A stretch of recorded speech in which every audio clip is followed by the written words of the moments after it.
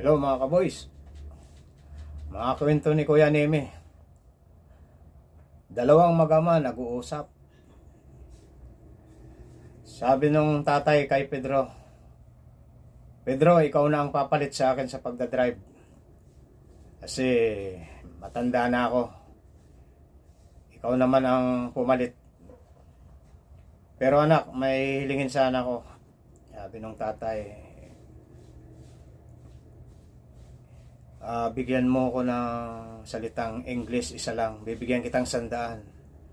Yun ang ginawa ng tatay. Sabi ni Pedro, English lang.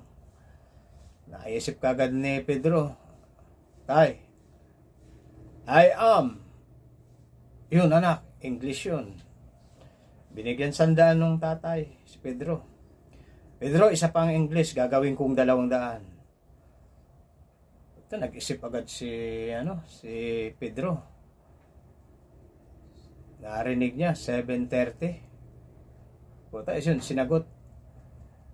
Tay, 7:30. Yun anak.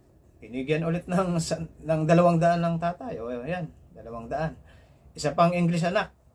300 na.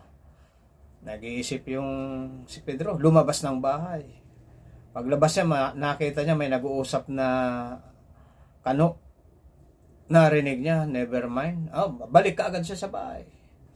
Sinabi ka agad sa tatay, Tay, never mind. Yun anak. Binigyan ng 300. Yan anak. Yung 3 English na yan, pag tinanong ka, yan ang gamitin mo.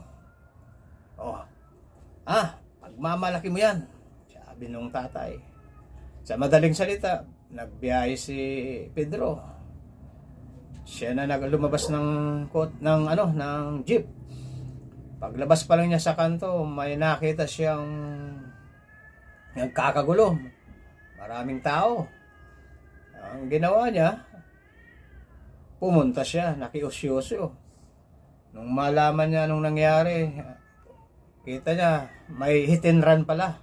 Patay yung tao, yun. Naawa siya.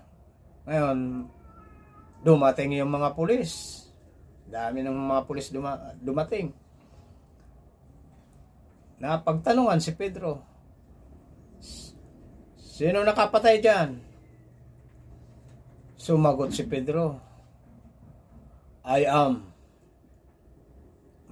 Sabi ng pulis, anong oras yan nangyari? 7:30. Yun ang sagot ni Pedro.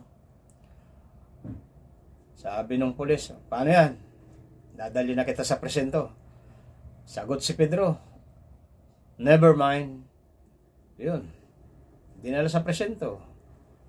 Kulong si Pedro dahil sa 3 English. Yung tatay hindi makadalaw.